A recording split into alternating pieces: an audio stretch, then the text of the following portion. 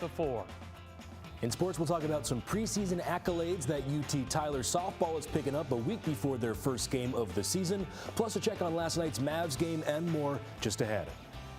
And it's finally getting warmer, but it's also about to get a little bit rainier. In fact, right here in East Texas, we could see a decent amount of rainfall over the next 7 days. We'll talk about the timing coming up in the next few minutes. Live from Tyler, CBS19 News at 6 starts right now. Coming to the end of a relatively mild afternoon in East Texas, the warmest we've been all week. Good evening and thanks for joining us. I'm Brennan Gurley. Let's bring in Savannah Hale with our weather impact forecast. And Savannah, how long can we expect those blue skies to stick around? Well, maybe through the middle of tomorrow. So get out and enjoy your afternoon, or your early afternoon at least. Today was a beautiful day to get out and enjoy it as well. Friday was looking really nice. Tyler 56, Longview 56, Lovekin 58. So definitely some of our warmest temperatures we've seen all week. And in fact, we're not tying any record highs, but still this is right around our average high, which is about 58. Right now, temperatures starting to fall. We're in the low to mid 50s in parts of East Texas. Some places like Center and San Augustine already in the 40s. Sun is starting to set now, so it's going to get a little bit cooler. So just because our temperatures are starting to warm up doesn't mean that our morning temperatures and our overnight temperatures can't still be cold. So it'll be a mostly clear night. Those skies will continue to stay partly to mostly clear, and we'll have temperatures falling back into the 30s. Overall, another cool night. Winds will be coming from the south. Pretty breezy though. You can see that tomorrow, although temperatures do start to warm up, clouds also start to increase. And by the end of the day, as temperatures fall, rain chances increase. That's our next pattern change. I'll talk more about that timeline coming up next. All righty, Savannah, thank you. Well, we're getting our first look at the bill lawmakers hope to pass this session to create a school voucher program in the Lone Star State. This issue has been a priority for state Republican leaders, and lawmakers filed their formal proposal in the Senate this morning. This bill is fairly similar to one that failed to pass last session. It offers families $10,000 in tax dollars for private school tuition, $2,000 more than last year's proposal. Public schools, by comparison, receive just about $6,160 per student. Supporters say it empowers parents and opens up possibilities for low-income families. Many who oppose a voucher program say it will take away more resources from an already struggling public school system. And one reason Republicans are more optimistic this year is a new change in rules which bars the minority party, in this case the Democrats, from heading committees. The long-standing tradition has been the source of tension in the House. It's also a key issue for Republicans who say allowing Democrats to chair committees gives the minority party too much power. The new rules require all committee chairs to be Republicans and all vice chairs to be Democrats. It marks the first year since 1969 that a minority party does not lead any committee in either the State House or Senate. Closer to home now, the trial for a former Longview doctor accused of sexually abusing his young patients has been delayed to April. 62-year-old Matt Hipke is charged with 3 counts of continuous sexual abuse of a child, aggravated child sexual assault of a child, and indecency. Police say he touched underage patients inappropriately on several occasions between the years of 2018 and 2020. The Texas Medical Board suspended his license due to those accusations. The district court judge approved the defense's motion to delay that trial, which was set originally for February 17th due to a heavy volume of evidence in this case. The new date of April 14th was set during the hearing. Now to other news, we're following across the state tonight. We're getting new information on the gunman who shot 7 San Antonio police officers earlier this week. While we still don't have a concrete timeline on what happened, Danny Diaz, president of the San Antonio Police Officers Association, believes all 7 officers were shot consecutively. According to Diaz, 7 officers total responded to the scene from all different San Antonio police departments, including Street Crimes Unit and Patrol. Their names were just released today. Problem here is that, and we say this all the time, is that sometimes there's issues with people that are having a mental health issue or PTSD, that they've already reached that point of escalation. If you go back and look at this incident, you could say that those officers were ambushed. that was set up, right? That wasn't a spur of the moment thing. One of the 3 officers who stayed behind was treated on scene. All 3 eventually were transported to the hospital, and Diaz believes this was an ambush because he says incidents that happen spur of the moment, only 1 or 2 officers are shot, but he believes the amount of officers injured indicates there was more thought put behind it. Texas is breaking employment records to start the new year. That's according to the latest data from the Texas Workforce Commission. The Lone Star State added more than 37,000 jobs in December. That means total employment to more than 14.3 million jobs, which is an all-time high. Texas outpaced the national growth rate with more than 284,000 jobs added just last year. And in East Texas, employment figures are also looking good. Tyler's unemployment rate last month stood at 3.4%, down from 4% in November. And in Longview, that rate dropped from nearly 5% to 4.2%. Well, yesterday we told you about a group of Winona High School students who donated paintings they created to UT Health in Tyler. CBS19's Jason Garrett spoke with the student and their teacher about the process of creating art from beginning to end, and we learned how the bright colors are lighting up the hospital's hallways.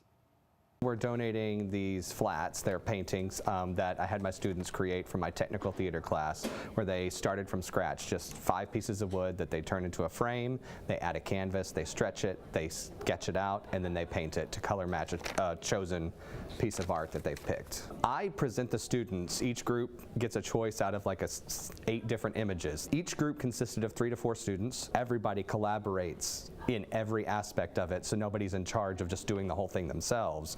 And then it kind of gives them all some ownership in this one big thing. It makes me feel good because I like when other people get to have an opportunity to have a nice feeling that someone worked for them to be happy and that they get to enjoy the painting that I worked on for them. So each group chooses an image, and then they have to grid it out. So they find a proportion. So they've made a 2x4 flat. So we're working off of proportions and ratios, and they have to figure out which section of this image they want to actually transfer up here. And so then they do math, a bunch of math, and they figure out what the squares are going to be, and then they match those squares on their canvas, and then they sketch each square at a time. So last year when we did it for the first time, obviously my first year teaching, we were starting to get close to the end of it, and I was talking to the students, I was like, what do we want to do with these? Then the idea of donating it to a children's ward of a hospital came up, and we thought, we're already kind of partnered with UT Health through our education programs, so it would just make sense to partner in this way. This is always a great time for our department. The paintings are going to be on the walls in the pediatric rooms here. My staff actually takes the initiative to take each painting that has a theme, and they take and decorate the rest of the room in that theme.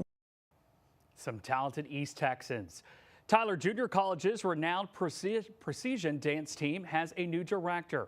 Happy Deason Byrne will now lead the Apache Bells. Byrne has over 25 years of experience in education and has worked with the Apache Bells as a volunteer. Her credentials include a bachelor's degree in kinesiology, a minor in dance from Stephen F. Austin State University, and a master's degree in sports administration from Arkansas State. The Apache Bells have been entertaining audiences from the football field to the performance stage since 1947. To read more about her, you can visit our newspaper partners at tylerpaper.com. Looking for a unique way to celebrate your child's birthday while giving back to the community? The SPCA of East Texas in Tyler is offering a special opportunity where kids can celebrate their big day at their facility, helping animals and learning about animal care at the same time. During those parties, children and their guests will get hands-on with furry friends from dogs and cats in need of a loving home.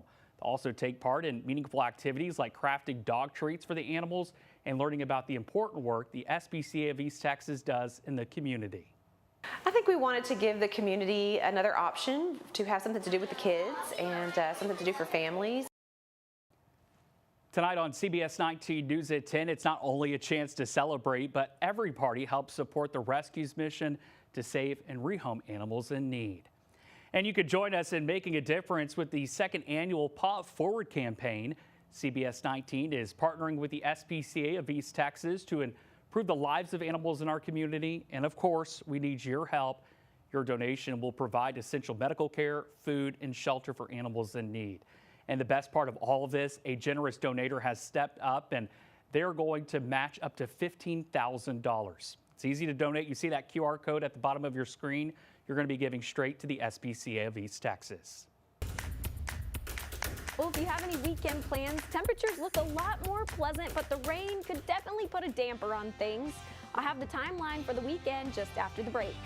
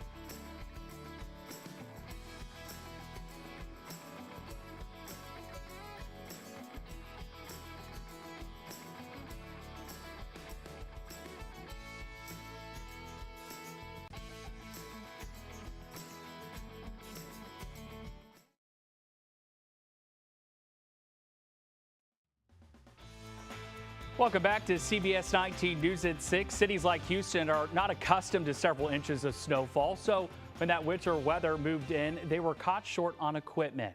Katrina Markell shows us how one out-of-state crew helped save the day. Houston, Texas has actually had more snow this season than the Omaha Council Bluffs metro area. I'm Southwest Iowa neighborhood reporter Katrina Markell in Glenwood, and I'm here because Sharp Blades Lawn Care just got back from a trip to Texas where they helped folks dig out from their recent blizzard. There's no snow up here, so we might as well go chase it. Dylan Sathern started Sharp Blades Lawn Care 14 years ago when he was 14. To keep his employees busy over the winter, he added services, including snow removal. I never count on it because, I mean, you can't really count on it. With very little snow at home, he headed south to Houston after a winter storm swept through earlier in the week. Sharp Blades was hired by a larger company on Sunday night. By 5 a.m. Monday, his crew was on the road, a boost for his bottom line. I'm so thankful that we got in contact with them and were able to go down because, yeah, it's going to help a lot. Sathern says Houston didn't have enough equipment to handle the storm. Their briner looked like a plumber had just taken PVC fittings and fit it all together. Locals were glad to see the Midwestern snowplows. Everybody was taking pictures, everybody was taking videos of us, and everybody we talked to didn't even know what it was on the front of our truck. Someone asked me if it was a bulldozer blade.